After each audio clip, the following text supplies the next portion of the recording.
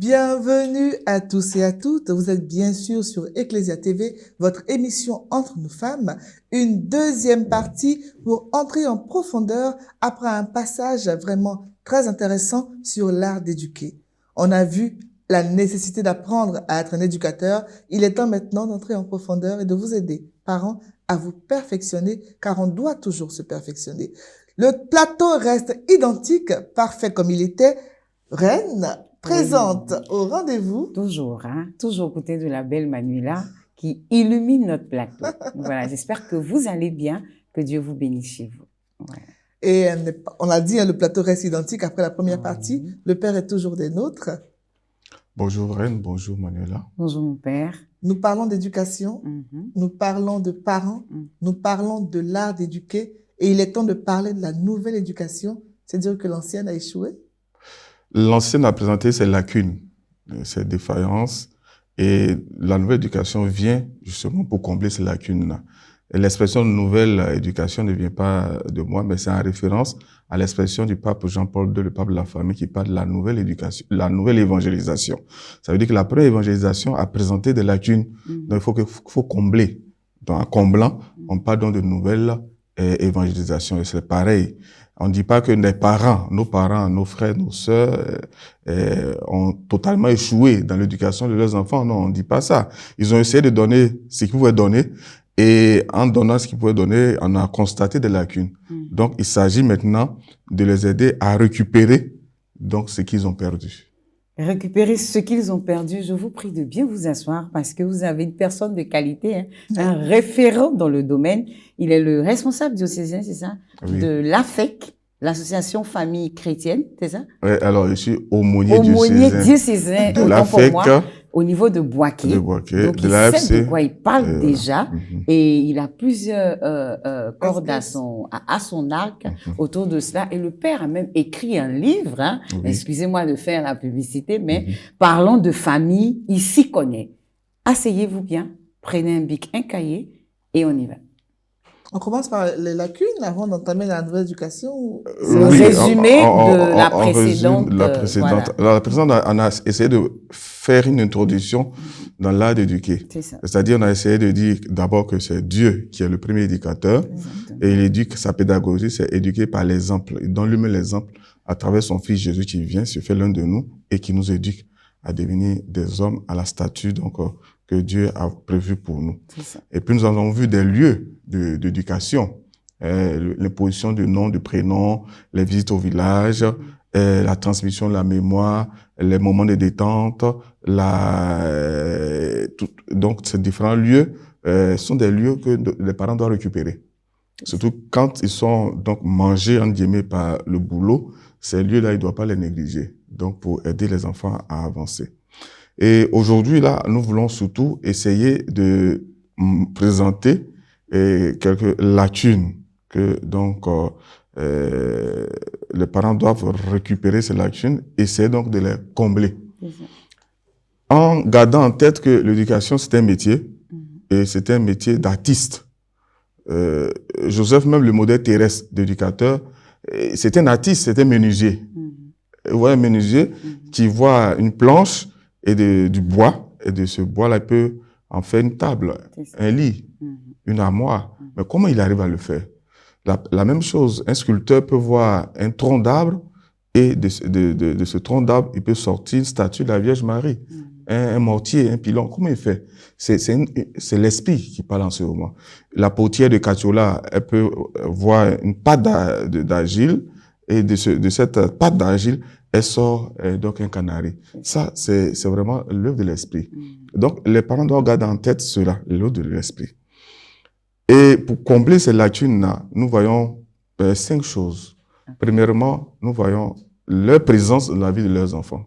Ensuite, nous voyons le don de soi. Après le don de soi, il y a l'ouverture à Dieu. On a dit que c'est d'abord Dieu le meilleur éducateur, il faut s'ouvrir à lui donc. Et puis la tendresse, et après la tendresse, la créativité.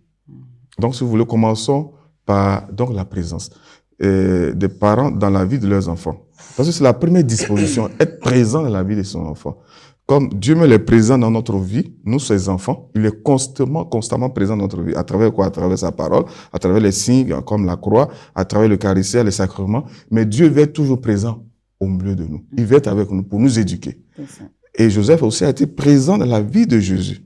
La prière de notre Père, les béatitudes, tout ça, ça reflète cette présence, cette proximité, cette intimité entre Jésus et son Père terrestre, qui est donc Joseph. Donc, il faut être présent.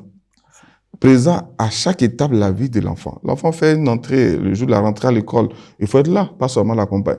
Il faut être là, il y a une réunion de parents, il faut être là. À la catéchèse, l'entrée en catéchuménat, la célébration de la paix décisive, les étapes, au baptême, à la confirmation, il faut être là. Il faut être là aussi quand l'enfant a un match à jouer. L'enfant a une prestation, c'est les jeunes filles, une prestation dans son école, organisée par son école.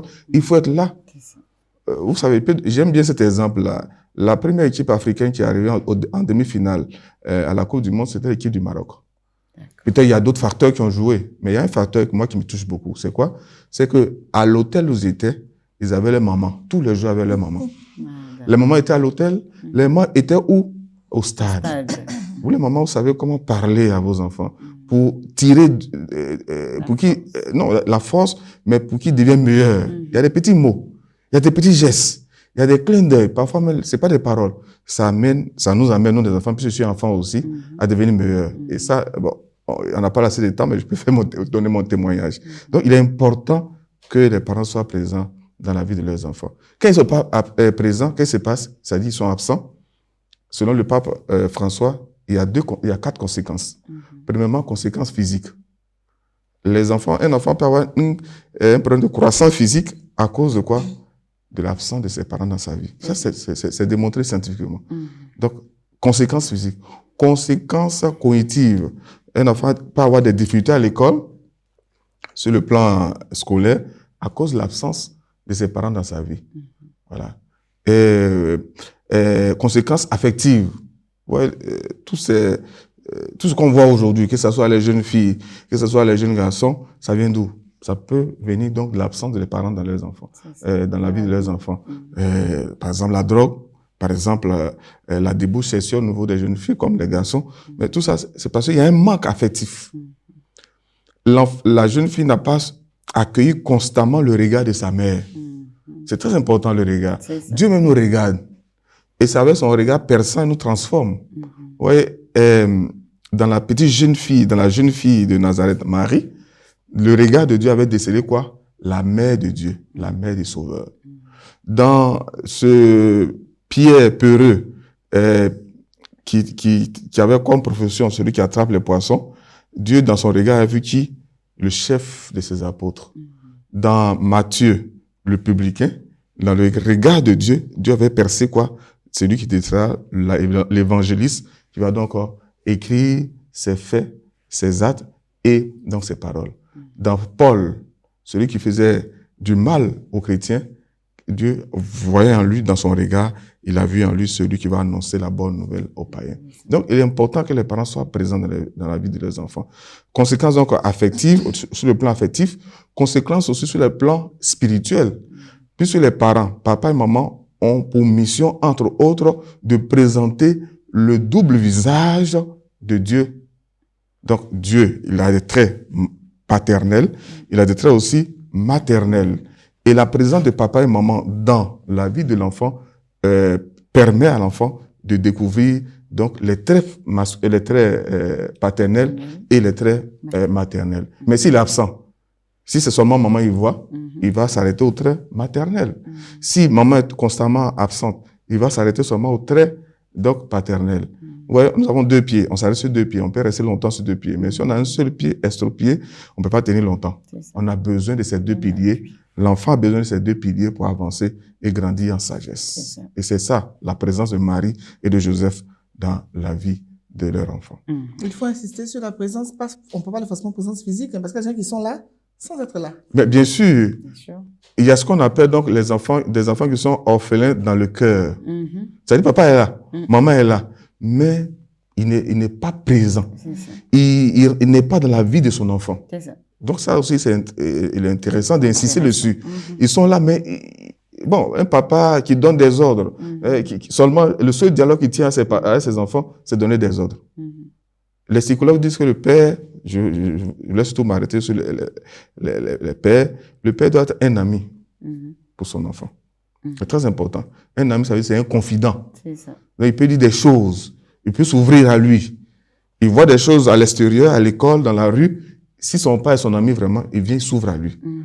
Un père doit être un coach. On parle plus de coach, mais il doit être un coach, un entraîneur pour son enfant. C'est-à-dire, il est entraîneur, et ça veut dire qu'il doit l'amener à devenir meilleur. Et puis, un père doit être un modèle. Mais pour être un modèle, il faut être présent. On ne peut pas être un modèle virtuel. Tu vois un modèle dans une revue ou bien sur Internet, tu vas copier. Non. Pour l'éducation, c'est donc être un modèle de manière présentielle. Il faut être présent dans la vie donc, de son enfant. Ça, c'est au niveau donc de la présence. Après la présence, nous avons l'ouverture à Dieu, qui a été très important. C'est-à-dire, comme l'éducation, ça vient de l'esprit de Dieu, il faut donc être ouvert à Dieu. Dieu est le meilleur entraîneur. Dieu est l'entraîneur parfait. Donc, il faut ouvrir, prier. Quand nous avons des difficultés dans l'éducation de nos enfants, il faut prier. Il faut demander l'aide de Dieu. Je vous ai cité l'exemple de cet enfant qui veut devenir maçon. Mais les parents ont prié. Et Dieu leur a donné la voie à suivre pour l'aider. Donc, plutôt de regarder les difficultés, il faut plutôt faire confiance en Dieu. Plutôt de se plaindre de l'enfant, ceci, cela, il faut plutôt demander à Dieu de l'aider, de nous aider à l'aider. Voilà. Donc, il faut être ouvert à l'Esprit de Dieu. Puisque l'Esprit Saint, c'est le meilleur entraîneur, c'est le meilleur éducateur. Être ouvert à l'Esprit de Dieu. Et notre disposition, c'est donc le don de Dieu. Le don de Dieu, les parents, vous l'avez déjà, mais il s'agit de développer cela. Le don de Dieu, c'est-à-dire vous sacrifiez pour vos enfants. Il y a une famille qui me disait, bon, tu vois, mon père, pour la fête là, les temps sont durs, on a appris qu'ils ont augmenté le prix de l'électricité. Bon, cette année, on a décidé, nous-mêmes les parents, de ne pas donc payer de nouveaux habits. Mais pour les enfants, on va se sacrifier. Parce que dans le quartier, s'ils ne sortent pas de nouveaux habits, c'est pas bon pour nous. Ouais, donc, vous êtes toujours prêts à vous sacrifier. Il s'agit de développer donc cette disposition de don de soi. Mais que ça ne s'arrête pas seulement au niveau matériel et financier, mais que ça soit aussi au niveau de votre présence. C'est vrai que ça fait plaisir après le boulot d'aller faire after work. Le don de soi demande que dans la semaine, tu puisses dire, ouais, on en a besoin. Dans la semaine, on puisse faire 50-50. 50% after work, 50% de présence dans la famille. Et cela se permet de répéter de jours répétiteurs. Donc, on peut même diviser le temps avec le répétiteur qui vient de l'extérieur. Moi, tel jour, je prends les enfants. Toi, les autres jours, tu prendras les enfants. Donc, une présence à travers donc le don de soi. Que ça soit pas seulement au niveau matériel ou financier. Parfois, on se trompe. Je donne toi à mes enfants. J'ai les meilleures écoles. Tout ça. Mais est-ce que tu es présent dans sa vie? Est-ce que tu es présent? Moi, j'aimerais qu'on fasse un clin d'œil aux parents de familles nombreuses. On fait souvent des activités en groupe, mais il faut réussir à avoir du temps avec chaque enfant. Chaque enfant. Que chacun se sente Exactement. spécial. Exactement. Parce qu'un enfant a besoin de savoir qu'il est spécial dans la famille, qu'il n'est pas comme son frère. Et parfois, nous, les parents, nous faisons cette erreur-là. Tu n'es pas comme ton petit frère. Pourquoi tu fais comme ça? Tu n'es pas fait comme ton petit frère. Les comparaisons, non. Dis que les enfants sont complémentaires. Mais ils ne peuvent pas être tous pareils. Comme les doigts de la main. C'est pas possible. Donc, il y a un qui fera une crise d'adolescence en douceur, et puis il y en a qui fera de manière un peu plus violente. Mais c'est ça. C'est ça. Donc, c'est la famille. Et il faut accepter cela. Et c'est très important. Donc, le don de soi que les parents doivent avoir en vue donc d'éduquer leurs enfants. Et si un parent nous retort qui ne peut pas, qui n'a pas le temps? Voilà, il n'a pas le temps. Il est intéressant. Moi, j'ai rencontré beaucoup de personnes, beaucoup de parents qui ont refusé des postes pour le bien de leurs enfants. Je connais un qui a été affecté comme responsable au nord du pays, mais qui a dit qu'il ne va pas, parce qu'il a vu le danger. S'il part, il ne viendra pas voir sa famille chaque week-end, peut-être une fois par mois. Hey, c'est difficile, il a refusé le poste. Je connais une autre dame qui a eu un très bon poste au Burkina. Elle a dit le salaire était payé à 1,5 million. Mais dans la même période, son fils a eu un accident. Donc, il s'est cassé le bras et il allait à l'école, mais il ne pouvait plus recopier. Il ne pouvait plus copier ses leçons. Donc, c'est elle qui avait déjà commencé à copier ses leçons. Et en ce moment-là, l'opportunité est tombée. Elle a appelé ceux qui l'ont voulu dire que je ne peux pas. Et il dit, c'est un Européen, il dit, mais c'est la première fois qu'il entend ça de la bouche d'une Africaine. Et que si ça va mieux, son poste, on l'attend. Tranquillement, voilà, c'est un critère. Parfois, il faut, oui, parce qu'il dit non, ça, c'est ce qu'on attend justement de la personne que nous voulons embaucher. Cet amour-là pour sa famille et pour ses enfants. Voilà. Donc, il est important de faire des choix. Quand on dit on n'a pas le temps, il faut faire des choix. Et quand on fait le choix pour les enfants. Le bien suprême que Dieu nous a donné là, ce sont les enfants. Et c'est pas la maison qu'on va construire pour les enfants. C'est pas la plantation qu'on va mettre en place pour les enfants. Parce que à quoi sert? Et il y a beaucoup d'exemples. Les gens, ils font des maisons, des immeubles, pour les enfants, des plantations. Mais quand ils meurent, les enfants vendent. Pourquoi? Pourquoi ils vendent? Parce qu'ils n'ont pas été associés à ça. C'est quelque chose qui est extérieur. Aujourd'hui, ils ont envie d'avancer, de se réaliser, et ils vendent tout. Alors, ça sert à quoi? Ça servit à quoi? Tout ce qu'on a fait pour les enfants.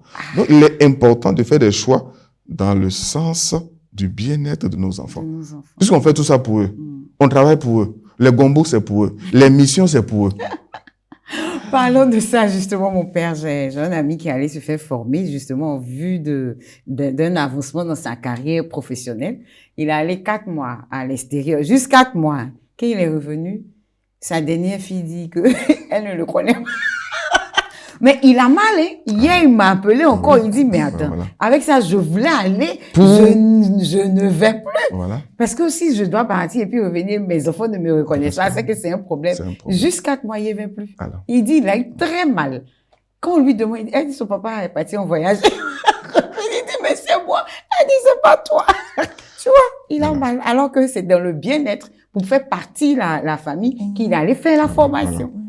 Donc, on va dire, il y a des familles qui disent, bon, oui, mais il faut travailler pour les enfants. Oui, moi, je connais des familles, bien, avec 2 enfants. Il y a un qui est en prison, l'autre est en train de prendre la drogue.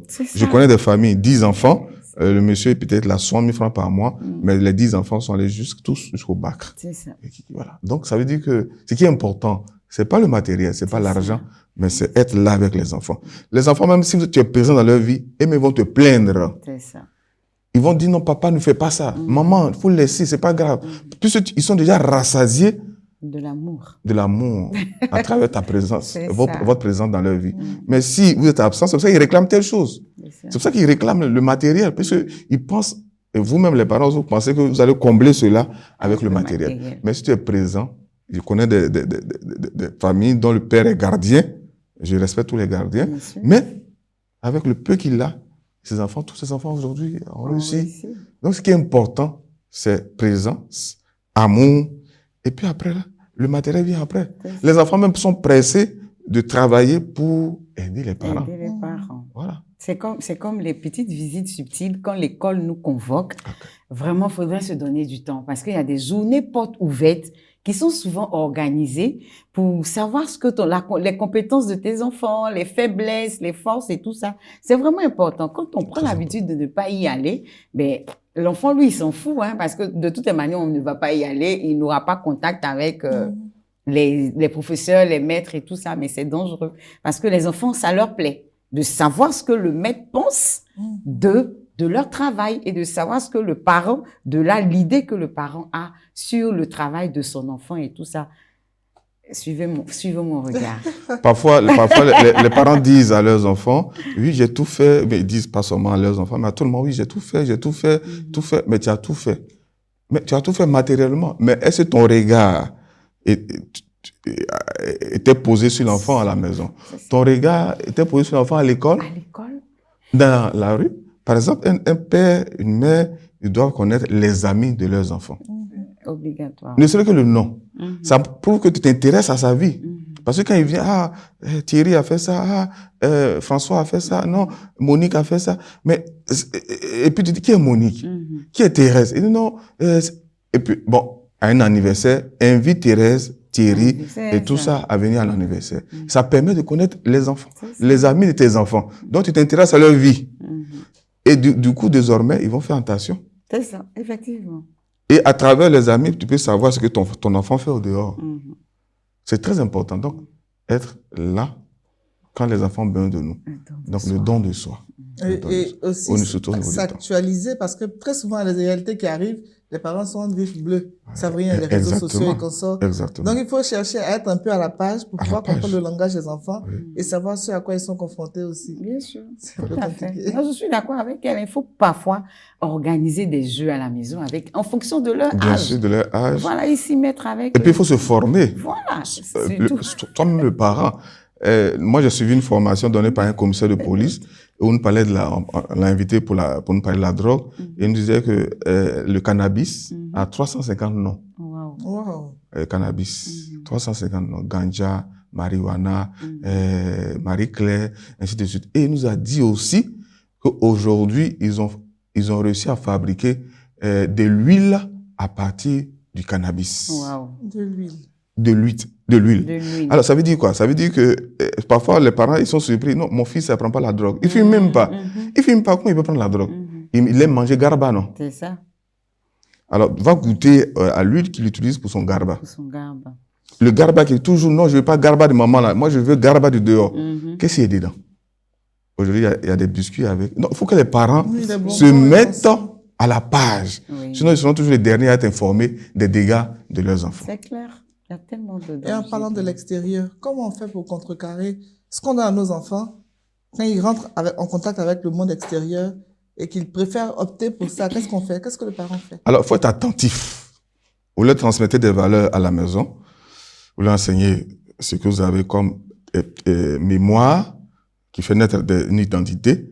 Mais après, il faut être attentif aux signes qui naîtront donc de son expérience au dehors, à l'école, dans la rue. Il faut être attentif. Un enfant qui était très calme, et puis à un moment donné, commence à devenir un peu plus bruyant, et tout ça. C'est qu'il y a quelque chose qui change. Ou bien il était très éveillé, et puis à un certain temps, il devient plutôt calme. Il y a quelque chose qui se passe dans sa vie. Il faut arriver à découvrir. Et c'est ça le rôle de l'artiste. Et c'est le rôle de l'éducateur. Il doit chercher à découvrir, mais qu'est-ce qui se passe? Mais pour observer cela, il faut quoi? Être présent dans sa vie. Toujours. D'accord. Après le don de soi? Après le don de soi, c'est donc la tendresse. La tendresse, c'est un gros mot. On va pas faire la gromologie aujourd'hui. Mais la tendresse, c'est quoi? C'est arriver à supporter, accepter soi-même ses faiblesses. Et accepter aussi les faiblesses de l'enfant. Oui, les papas, les mamans, Kadhafi, excusez-moi, Kadhafi ou bien Django, bon, ça c'est limite, c'est bien, mais ça c'est limite. Pourquoi? Parce que les enfants, leur premier modèle, ce sont les parents. Mais ils n'ont jamais vu, ils n'ont jamais senti, ils n'ont jamais pris conscience que papa est tombé une fois. Bien que maman est tombée une fois. Donc, ils vont construire leur personnalité sur quoi? Devenir meilleur. Et refuser de tomber. Refuser de chuter. Donc, chaque fois, pourtant, ils sont faibles, ils sont limités. Donc, chaque fois qu'ils vont chuter, qu'ils vont mal faire, qu'est-ce qu'ils vont faire pour couvrir? Le mensonge. Ils vont mentir. Puisque papa est meilleur. C'est ça. Maman est meilleure. Non, maman est... Donc, lui aussi, il veut devenir meilleur comme ses parents. Donc, il va couvrir cela avec le mensonge. Et pourtant, si les parents montrent aussi des moments de faiblesse, l'enfant va accepter qu'il soit lui-même imparfait. Ils sont pas parfaits. Et donc, il pourra donc supporter aussi les défauts des autres. Concrètement, ça veut dire quoi? Papa allait au dehors. Il est revenu à la maison avec un colis. Mais qu'est-ce qu'il faut faire? Venir s'imposer, dire à la maman, bon, voilà, il faut accepter. Bon, dans le temps, on dit, chez nous, au village, c'était 3 complets de pain on donnait à la maman pour qu'elle puisse accepter. Complet. Ah, d'accord. 3 complets de pain pour que la maman puisse accepter le colis. Le colis, c'est quoi? Voilà, c'est du colis que je prends. Ah, d'accord, c'est un bébé. Un bébé, oh, d'accord. Mais, et si papa venait, il faisait asseoir les enfants. Bon, en tenant compte de leur âge aussi. Mais ceux qui peuvent comprendre, Dire, ah, les enfants, voilà, je suis allé au dehors, voilà ce qui s'est passé. Vous aurez un petit frère ou une petite sœur. Mais je vous demande pardon. J'ai mal fait. C'est vrai, on peut dire que ça va diminuer l'estime que les enfants pour leur père. Non. S'il sait bien faire, il demande pardon, il se met à genoux devant ses enfants, ça va plutôt le grandir. Et après, il peut dire aux enfants, allez-y, ensemble, demandez pardon à votre maman pour qu'il accepte. Vous voyez comment c'est fait? Ça se règle en famille. Et c'est ça. Montrer, c'est ça la tendresse aussi, ça va jusque là. Montrer que soi-même, on supporte ses faiblesses. On peut aider aussi l'enfant à supporter ses faiblesses. Mais si on se montre, on se présente à nos enfants comme des gens parfaits, ils vont aussi chercher à devenir parfaits aussi. Et quand ils vont devenir parfaits et qu'ils n'arriveront pas, ils vont utiliser le mensonge pour couvrir donc leurs limites. Il y a un grand risque de se voir, parce que quand ils sont petits, ils croient effectivement qu'on est parfait. Mais en grandissant, ils voient les lacunes. Et c'est comme si tu étais un menteur, un hypocrite tout ce temps-là. Et ça peut casser quelque chose. Exactement. Là, je tiens un témoignage d'une des dames que je connais très bien, mais ils ne sont pas faits à poser 7 actes. Et au contraire, plutôt de diminuer l'estime qu'ils avaient pour leurs parents, mais ils l'ont pris. Ils l'ont encore aimé. Parce que voilà quelqu'un qui accepte ce qu'il est. Il n'est pas parfait. Et ça, c'est important. Voilà, plutôt de montrer qu'on est parfait, c'est pas bon aussi pour l'équilibre et des enfants. C'est clair. Ils ont besoin de savoir qu'on peut tomber, qu'on peut chuter, qu'on peut se tromper, qu'on peut mentir. C'est clair. Voilà, ils ont besoin de savoir ça. Et du coup, ils vont accepter en retour leurs faiblesses.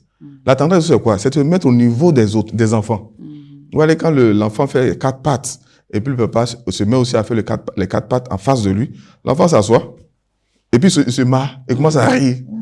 Et il est surpris de voir son père faire ça.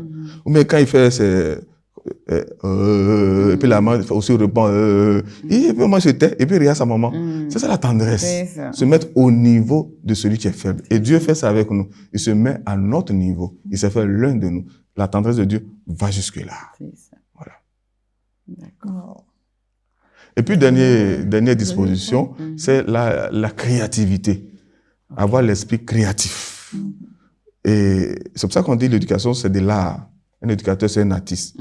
Joseph, on se demande comment Joseph a réussi à surmonter, à trouver des solutions à tous ces problèmes-là. D'abord, c'est un artiste, c'est un menuisier. Donc, il transforme les choses. Il transforme les problèmes en solutions. Ou transforme les problèmes, quand il n'y a pas de solution, en opportunité. Donc, il s'agit d'y réfléchir, de ne jamais abandonner, de se dire qu'il y a toujours quelque chose qu'on peut faire pour l'enfant. Okay. Et en ce sens, je pense à MacGyver. Après Joseph, MacGyver.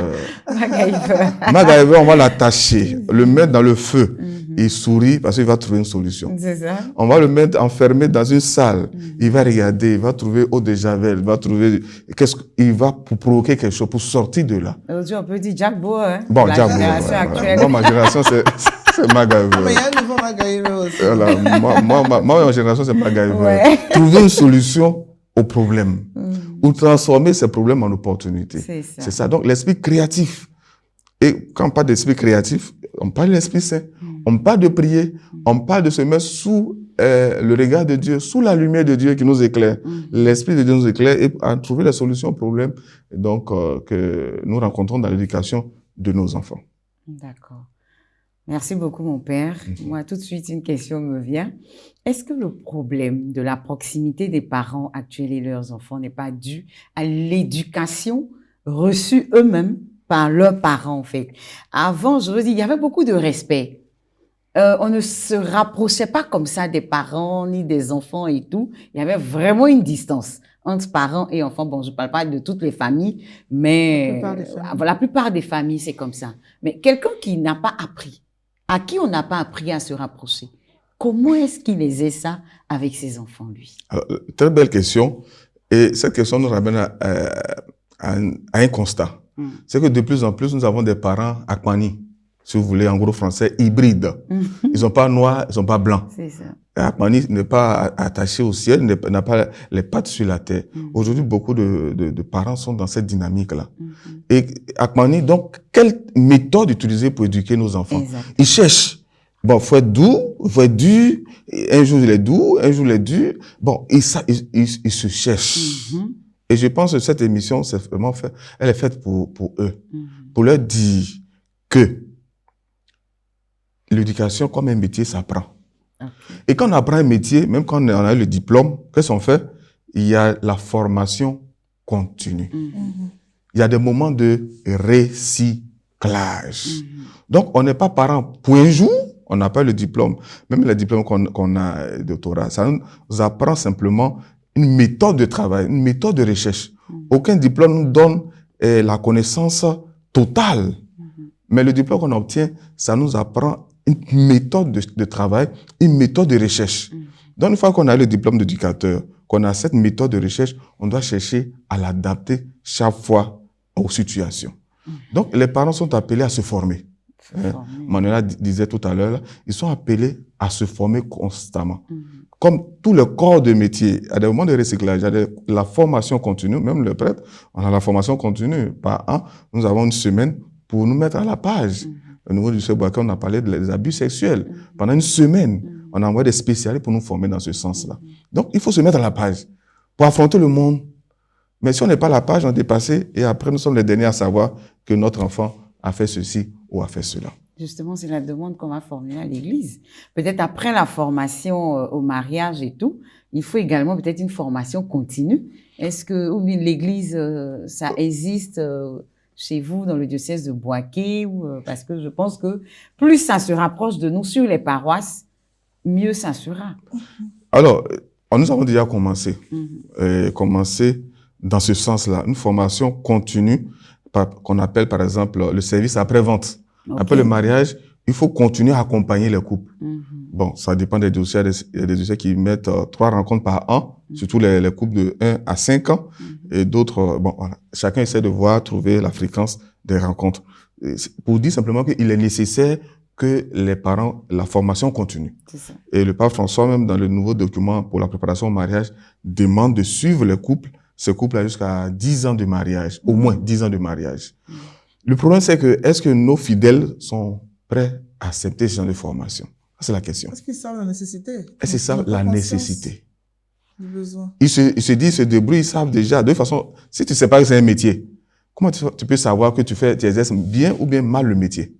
Donc, il faudrait d'abord qu'ils mettent dans leur tête que c'est un métier. La nouvelle éducation. La nouvelle éducation. C'est un L'Église métier peut nous aider. et qu'il faut rentrer dedans. Voilà. Donc, il faut de temps en temps des moments de recyclage, de formation, de mise à niveau pour que on soit à même de répondre aux préoccupations nouvelles. Quand nous, on nous éduquait, peut-être on ne parlait pas d'homosexualité, mais aujourd'hui, on en parle. Est-ce que les parents savent ce que c'est que l'homosexualité? Est-ce qu'ils savent d'où ça vient? Là, nous sommes en train de préparer un cycle de formation sur le corps, à partir de la théologie du corps du pape Jean-Paul II. Dans cette théologie du corps, Jean-Paul II voudrait on découvre que dans notre corps, il y a un message de Dieu dedans. Que notre corps est une Bible. La Bible qui contient la parole de Dieu, notre corps là, contient aussi la parole de Dieu. Mais il faut arriver à déceler la parole de Dieu qui est dans ce corps-là. Le corps de la femme comme le corps de l'homme. Et c'est sur cette base-là qu'on peut arriver à aider nos enfants qui peuvent avoir des tendances homosexuelles, qui peuvent être attirés aussi par des choses. Mais si tu ne connais pas ton corps, tu ne connais pas la fonction de chaque partie de ton corps, tu es capable de faire tout avec chaque partie de ton corps. Faut savoir. Bien sûr. Le peuple périt faute de connaissances. Oui, c'est pour ça que moi j'insiste. Le thème du Père est tellement bien adapté. La nouvelle éducation. Donc, je pense que l'Église pense déjà à ça, mais l'introduit dans nos formations vraiment pratiques à l'Église, quoi. Oui, c'est important. Imagine que quand les gens se marient, après 2 ans, 3 ans de mort, vous n'avez pas encore d'enfants, parce qu'on estime que le fait d'être financièrement assis, d'être adulte, d'être marié, ça veut dire qu'on est forcément prêt pour le rôle de parent. Alors que ça nécessite une préparation, oui, une réflexion, savoir est-ce que j'ai les armes nécessaires pour que la nouvelle vie qui vient, je puisse l'accompagner et en faire quelque chose de beau. En fait. Exactement. Voilà. Parlons de formation, préparation à ça, mon père. Moi, je connais un couple. Un couple, naturellement, en Afrique, quand on se marie, comme elle le disait, on s'attend à ce que tout le monde ait des enfants. Le premier est venu. Mais la dame n'était pas préparée à avoir 2 enfants, 3 enfants. Donc, du coup, sa proximité avec les enfants a commencé à poser problème. C'est plutôt l'homme qui jouait tout le rôle. Il est bien, lui, c'est pas un problème pour lui parce que il a eu l'habitude de faire ça avec ses petits frères, s'occuper des enfants. Donc, mais elle avait quand même du mal à assumer cette fonction. Et du coup, elle a senti que sa place d'épouse et d'amie de son mari avait commencé à être volée par les enfants. Moi, quand j'ai entendu ça, j'ai dit en Afrique, ici, ça existe. Mais oui, ça existe. Donc, il lui fallait faire, on lui a fait un cheminement, la préparer à ça. Elle se sentait mal dans ce rôle-là. Elle se sentait vraiment mal. Jusqu'à ce qu'elle puisse accepter qu'elle soit vraiment mère, épouse et mère, chacun à sa place et tout. Voilà, c'est pour ça que je parlais de vraiment un suivi avec la formation. C'est pas évident. Effectivement, nous pensons que la pastorale de la famille se limite seulement à la préparation au mariage. C'est ça. Mais la pastorale de la famille couvre toutes les étapes de la vie. C'est ça. On parle plutôt de la pastorale de la vie. La pastorale de la vie. Donc, du début jusqu'à la fin. C'est ça. Donc, dans cette pastorale de la vie, la pastorale de la famille, il y a une branche dédiée spécialement à l'accompagnement de la femme en grossesse ou à l'accompagnement à la préparation de la femme pour accueillir une vie. Ça fait partie de la pastorale de la famille. Donc, c'est parce que, bon, parfois, on est, ignorant, qu'on ne sait pas. Mais normalement, une femme, avant de prendre une grossesse, elle doit s'approcher du prêtre, s'approcher peut-être d'une religieuse, qui va l'aider à se préparer. D'accord. Et puis après, quand la grossesse est en marche, elle a besoin d'être aussi accompagnée. Il y a même des prières. Parfois, on ne sait pas. Des prières de bénédiction des femmes enceintes. C'est ça. Même à la veille de l'accouchement, il y a des prières dédiées à ça. C'est pas seulement les prières pour les couples irréguliers, mais il y a des prières aussi pour ça. Okay. Des prières aussi pour ça. Donc, il faut accompagner chaque instant de la vie de l'homme. C'est ça la pastorale donc de la famille, la pastorale de la vie. Parce que déjà, si elle n'est pas accompagnée, qu'elle accepte mal la venue de l'enfant, qu'est-ce qu'elle va donner? Rien. Puisque déjà, elle a dit non. C'est ça. Voilà. Elle a dit non et elle est bloquée à ce niveau-là. C'est vraiment important. C'est vraiment important. Et la collaboration entre tous les acteurs de l'éducation, parce que c'est pas seulement les parents qui éduquent, hein. Il y a les acteurs aussi à l'extérieur, à savoir l'école, et à l'éducation que la société donne. Les parents se retrouvent comment face à tous ces acteurs? Ok. Alors, dans chaque compartiment de l'éducation, il y a des maîtres. Dans l'éducation familiale, les maîtres sont les parents, papa et maman. Si les deux sont là, on souhaite que les deux soient là. Et puis, dans l'éducation scolaire, ce sont les professeurs, les maîtres, les éducateurs. C'est pour ça qu'il y a un métier même qu'on appelle éducateur scolaire, préscolaire. Et puis, dans l'éducation civile et sociale, les maîtres, ce sont ceux qui détiennent le pouvoir étatique. Donc, le président de la République, les ministres, les préfets, les sous-préfets, qui ne peuvent pas se permettre de faire n'importe quoi.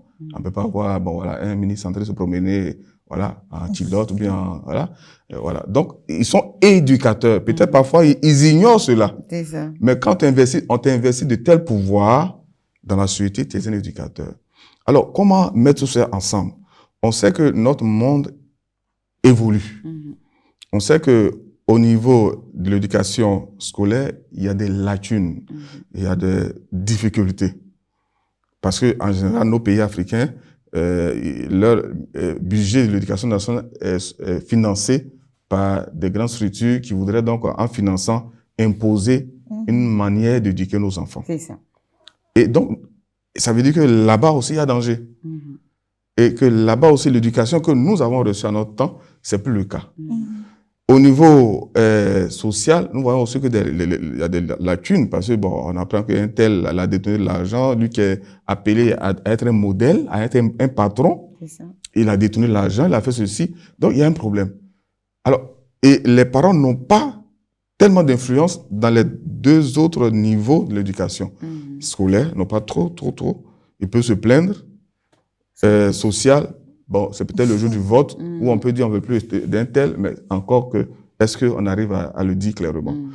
Maintenant, donc, c'est l'éducation familiale qui leur reste. Donc, c'est à eux de prendre soin. C'est-à-dire, quand on sait que devant là-bas, il n'y a rien, il faut bien préparer ce qu'on a ici. Quand on sait que devant là-bas, là, il n'y aura pas la continuité, il n'y aura pas le suivi de ce que nous avons commencé, mettons tout dans l'éducation familiale. Et puis, les parents peuvent se mettre en réseau. Nous, les catholiques, il y a l'AFC. L'AFC qui est, le Canada, Yago a voulu qu'elle soit une association d'utilité publique. L'AFC, qui est là, l'association famille chrétienne, peut donc demander des prêts à la banque. Ça, on ignore. L'AFC peut recevoir des subventions de l'État, si l'État veut, pour aider. Donc, mettons-nous, que les familles se mettent en réseau et qui essaient d'influencer les autres niveaux de l'éducation, que ce soit l'éducation scolaire comme l'éducation donc sociale. Voilà comment on peut le faire. Voilà. Mais un parent qui n'est pas d'accord avec ce qu'un maître fait, qu'est-ce qu'il fait? Il peut aller se plaindre. Il y a des parents, par exemple, quand je chicote l'enfant, ils débarquent et puis, est-ce que ça va pas créer de tension dans l'esprit de l'enfant? Alors, bon, au-delà de la chicote, je voudrais surtout parler des autres choses, pas spécialement de la chicote. Quand ton enfant fait mal et qu'on te convoque, tu vas. Ou bien quand ton enfant te dit, papa, à l'école là-bas, là, voilà ce qu'on nous a enseigné. Qui est en contradiction à ce que toi, tu as enseigné à ton enfant. C'est en ce moment, je demande de se mettre en réseau. C'est ça. En tout cas, j'ai donné ce conseil à un papa qui me disait que sa fille lui a dit que dans leur école, bon, que l'homosexualité, c'est une bonne chose, ça permet de découvrir son corps. Il a dit, va et mets-toi en réseau avec les autres parents d'élèves que tu connais et va te plaindre à l'administration. Et donc, ce cours-là, ce professeur-là qui donnait ce cours-là, désormais, il dit aux enfants, vous qui êtes intéressés, vous restez. Vous qui n'êtes pas intéressés, sortez de la salle. C'est déjà quelque chose. Mais s'il n'y a pas eu ce travail de réseau, au niveau des familles, au niveau des parents, ce monsieur, dans cette école, a continué à enseigner. Voilà, et donc, ces enfants-là. Alors, quel conseil pour les familles recomposées dans la nouvelle éducation? Parce que si les enfants, c'est pendant les vacances, ils rejoignent papa ou ils rejoignent maman, ça fait du coup peut-être 2 éducations différentes. Comment l'enfant se retrouve dans tout ça et comment les parents même s'organisent dans tout ça? Alors, le thème de familles recomposées, c'est un thème très compliqué. Ouais. Peut-être à une autre émission, on pourra en parler amplement, mais c'est une difficulté. C'est une difficulté parce que, d'abord, comment la famille est devenue famille recomposée? C'est parce qu'il y a eu peut-être un décès, donc un événement malheureux. Papa meurt ou bien maman qui meurt. Donc, il y a cette blessure-là due à ce décès. Ou bien, c'est peut-être une séparation, donc un divorce. Donc, il y a toujours quelque chose qui ne va pas. Il y a une blessure là. Donc, chacun va de son côté. Et là, par exemple, quand chacun va de son côté, ça devient encore plus compliqué. Parce que l'enfant qui va dans ce foyer-là, dans ce foyer recomposé, il va parfois en défenseur de son père ou de sa mère. Comme on dit chez les Juifs, il va en Goël. Le Goël, c'est le vengeur. Dans l'Ancien Testament, c'est comme ça. Chaque famille avait son Goël qui partait venger la famille. Quand tu touches à un membre de la famille, le Goël va pour éliminer toute la famille là-bas. Donc, cet enfant qui part dans cette famille recomposée, est-ce qu'il va pas comme un Goël pour aller venger son père ou sa mère? Ou bien quand il arrive, est-ce qu'il a accepté? S'il n'est pas accepté, et se demande, parfois, bon, il lui-même se pose des questions. Est-ce que je suis accepté? Il lui-même vient des préjugés. Est-ce que je suis accepté? Donc, il attend des petits indices, des petits signes. Et une fois qu'il a vu quelques petits signes à son niveau, il a interprété, il dit, bon, je suis rejeté. Et il va agir pour attirer l'attention. Mais quand il attire l'attention en agissant, en faisant mal, qu'est-ce que nous, on interprète comme adultes? On se dit, l'enfant n'est pas bon. Non, il fait ça pour attirer votre attention. Parce qu'il se sent négligé, il se sent mis à l'écart, il se sent abandonné. Et c'est pour ça que quand il veut voir maman, je veux voir papa. Ou bien je veux, enfin, si c'est pas papa qui est là, je veux voir papa. Si c'est pas maman, il veut voir. Mais pourquoi? Parce qu'il se sent pas intégré. Alors, ce qu'il faut faire, il faut être patient. J'ai développé, donc, une catéchèse sur la famille recomposée en 12 points. Comment faire? Il faut être patient. Il faut être patient. Il faut laisser progressivement l'enfant entrer dans cette nouvelle famille. Vous n'avez pas dit, bon, il est arrivé, bon, voilà, chez nous, c'est comme ça, on fait, bon, non, laisse le temps. Nous-mêmes, les adultes, là, on rentre pas aussi dans les choses aussi facilement. On regarde un peu. On dit, étranger à gros yeux, mais il voit pas. Donc, allons doucement. Et puis, deuxième disposition, il faut aimer. C'est-à-dire, Saint Paul nous dit, l'amour est plus fort que tout. L'amour supporte tout. Donc, tu aimes la femme qui sait, tu aimes l'homme qui, il faut aimer aussi l'enfant. Il faut l'amour pour supporter tout ça là. Et puis après, il faut se dire aussi que ça, c'est pas, si on réussit, c'est pas nous-mêmes. Il faut la présence de Dieu, il faut la main de Dieu dedans. Donc, il y a un ensemble de choses à faire pour que la famille recomposée soit une famille solidifiée. Je crois que c'est un sujet qu'on pourra aborder certainement. Voilà, tranquillement. Il faut que les parents arrêtent aussi d'instrumentaliser les enfants pour blesser le conjoint parti ou le conjoint qui s'est recasé, parce que à la fin, c'est l'enfant qui va payer les pots. Exactement. Quand tu parles de ton ex devant son enfant, celle-là, c'est une traînée, mais lui, là, c'est un faux type, c'est un sous-là. Mais il entend ça, l'enfant entend ça. Tu veux qu'il réagisse comment? C'est sa mère quand même. C'est son père quand même. Attention. Voilà. Il y a trop de choses à voir. Hein. On est là pour ça. C'est ça. C'est pas évident. Hein. Aujourd'hui, éduquer un enfant, ça prend en compte tellement de choses parce que un enfant qui n'a pas sa mère à la maison, son père à la maison peut se dire c'est parce que mon parent n'est pas là qu'on me fait ça. Mais il y en a qui ont leur père et leur mère à la maison et qui se sentent autant mal aimés dans la même famille. Bien sûr, bien sûr. Voilà, bien ça, sûr. Donc, ça. c'est pas seulement C'est cette sensation, bien ce ressenti-là n'est pas dû lié à une personne qui vient de l'extérieur de la famille, mais même son propre enfant, on peut se plaindre et mal agir pour attirer l'attention de ses parents, des parents sur lui. Parfois, les enfants, quand ils agissent là, parce que les enfants, ils aiment les parents. Hein. C'est ça. C'est vrai, on dit c'est les diablotins, mais ils vous aiment. Hein. Quand vous dites aussi, mon père, on vous aime, sur les paroisses, on vous aime, même si on vous crée des problèmes. Non, les enfants, ils aiment leurs parents, ils vous aiment. Ils vous aiment. Ils vont mentir pour couvrir les défauts parce qu'ils ne veulent pas vous blesser. Savoir que oui, à l'école là-bas, elle a fait telle chose, c'est pas bien. Donc, bon. Mais après, maintenant, c'est à vous de prendre conscience que quand il fait mal, peut-être c'est pour attirer notre attention sur lui. S'il a fait, c'est pour attirer notre attention. Et mon père, Moi, il y avait une jeune petite fille qui mangeait du savon. Oula. Pourquoi? Parce qu'il voulait voir sa maman. C'est ça. Il mangeait du savon, oui. Du savon. Simplement parce qu'il voulait voir sa maman. Donc, elle voulait tomber malade. Ah, ok. Pour qu'on puisse dire, va voir ta maman. Mais il faut savoir cela. Donc, l'éducation, c'est l'esprit, hein, c'est l'un de l'esprit. Il faut laisser l'esprit te parler. Voilà. On parle souvent du langage de l'amour dans les foyers, alors qu'il y a aussi le langage de l'amour envers les enfants. Ils ont besoin de certains messages pour se sentir acceptés. Exactement. Et chaque enfant est tellement différent. Ce qui a marché avec le premier ne marchera pas forcément avec le troisième. Donc, apprendre à connaître nos enfants, leurs besoins, leurs attentes, c'est un métier. Hein. C'est pas un boulot facile. Je voulais terminer par là. C'est pas un boulot facile. J'écoute beaucoup de parents qui disent, c'est pas facile. Je dis, oui, c'est pas facile. Moi, mais c'est ça. Je vous parle, je vous forme, mais je dis pas que c'est facile. Mais c'est difficile. Mais c'est pas impossible. Et c'est pour ça qu'il faut constamment demander l'aide de Dieu. Le meilleur éducateur. C'est ça. Ça me ramène à ma collègue, une grande sœur, qui m'écoute souvent parler aux gens au téléphone. Alors qu'elle avait un souci avec ses enfants. Elle a 3 garçons.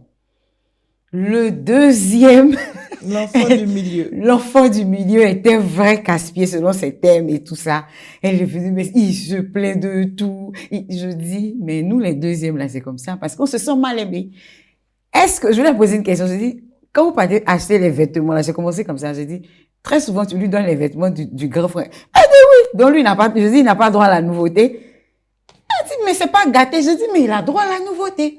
Tu achètes pour le premier, tu achètes pour le dernier, et puis lui, il bénéficie des vieux vêtements que moi j'ai subi ça, donc je sais ce que c'est. Elle dit, ah, t'inquiète à côté de toi. Je dis, je sais ce que c'est. Il se sent, la vérité. Voilà, il se sent un peu, mal aimé. Deuxième enfant, c'est toujours comme ça. Toujours. Oui, parce que les aînés, ils sont plus grands, donc ils ont une petite autorité. C'est le premier, on est content d'accueillir. C'est ça. L'enfant arrivé, on est content. C'est ça. Deuxième, bon, on est habitué à. C'est subtil, hein, les parents. Vous nous écoutez. C'est très subtil, mais faites attention au rang des enfants. Chaque enfant a droit à se sentir spécial, comme le dit Manuela. Voilà, spécial. Il nous reste juste quelques minutes pour terminer notre émission, avant de laisser toute la place au père de nous faire sa conclusion, sa belle conclusion. On va procéder déjà par un résumé. Et voilà. OK. Alors, donc, de ces dispositions que nous avons présentées aujourd'hui aux parents, il s'agit donc de vérifier chez eux, en eux, si ces dispositions existent. Je pense que ça existe. Si ça existe, il s'agit de les développer. Et les développer. Je suppose que ça existe parce que déjà, ils se débrouillent un peu dans l'éducation de leurs enfants. Alors, il y a 5 dispositions que nous avons présentées. Premièrement, la première disposition, qui est fondamentale, c'est leur présence dans la vie de leurs enfants. Il ne faut pas construire le futur de ses enfants en étant absent dans le présent. Il faut qu'ils soient là, à la maison. Sinon, il y a des conséquences au niveau affectif, au niveau cognitif, au niveau spirituel et au niveau physique. On a aussi parlé de l'ouverture à Dieu. L'Esprit Saint est le premier éducateur. Dieu même, il est l'éducateur authentique. Il nous a envoyé son Fils. Il était présent et nous a éduqués. Son Esprit Saint est avec nous, nous accompagne pour nous éduquer. Donc, il faut être ouvert. devant les difficultés que nous rencontrons dans l'éducation de nos enfants, il faut être ouvert à Dieu. Donc, il faut prier. Papa et maman doivent prier. Quand un des enfants devient difficile, et commence à avoir un comportement difficile, compliqué, plutôt de l'abandonner, il faut donc prier. Il faut être ouvert à l'Esprit de Dieu. Et puis après, il y a le don de soi. Le don de soi, c'est pas seulement au niveau matériel, vous le faites bien déjà, les parents le font. Au niveau financier, vous sacrifiez pour vos enfants. Mais il faut aussi sacrifier votre temps. Ça va de soi. Ça va ensemble. Le matériel, le financier, mais surtout votre temps. Sacrifier des moments de détente entre amis, entre collègues, des moments de détente entre copines, entre amis, mais pour se consacrer aux enfants. Au besoin même, allez-y ensemble pendant ces moments de détente. Allez-y ensemble à Ndodré. Papa et maman et les enfants. Pourquoi pas? Si tu veux pas t'en passer. Non, moi, tous les dimanches, il faut que je parte en Ndodré. OK. Ben, tu vas à tout le monde. Il y a une maman qui me disait, elle dit, mais j'achète les casiers de billets pour qu'il reste à la maison. Mais il ne reste pas à la maison. Il paraît que ce n'est pas le même goût. Oui, je lui ai demandé, mais pourquoi tu ne restes pas à la maison? Il dit, c'est pas le même goût. Comme la loco. Comme le café d'Aboki aussi. C'est ça, c'est le diable. Alors, donc, le don de soi, c'est ça. Ça va jusque là. Et puis après, la tendresse. Oui. Accepter soi-même en tant qu'éducateur ses faiblesses. Pour aider l'enfant aussi à accueillir les faiblesses de l'enfant et l'aider à devenir meilleur. Mais si on donne l'impression que nous sommes parfaits à 100%, l'enfant, le jour qu'on va chuter, il va dire, soit on était hypocrite. Par exemple, tu envoies un enfant qui a 25 ans, tout le temps tu disais à tes enfants, non, ne faites pas ça, ne faites pas ça. Ah, l'enfant a 25 ans, ça veut dire quoi?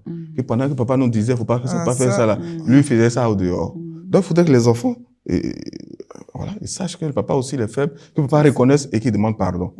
Et puis, après la tendresse, c'est donc la créativité. Il s'agit d'être comme Joseph, imaginatif. Devant une situation, il faut trouver une solution. Et comme MacGyver, devant une situation, il ne s'est jamais abattu. Et toujours, il trouve une solution. Voilà. Allez, quand on a fini tout ça, il faut se dire il y a un dernier examen qui reste. C'est la vérification, la solidification de ce qu'on a donné aux enfants. Saint Augustin nous dit que le feu consolide la matière. Et exactement, les épreuves consolident l'éducation que nous avons donnée à nos enfants. Vous voyez, la potière de Catiola, quand elle a fini de faire son canari, elle ne peut pas aussitôt aller vendre. Qu'est-ce qu'elle doit faire? Elle met au four.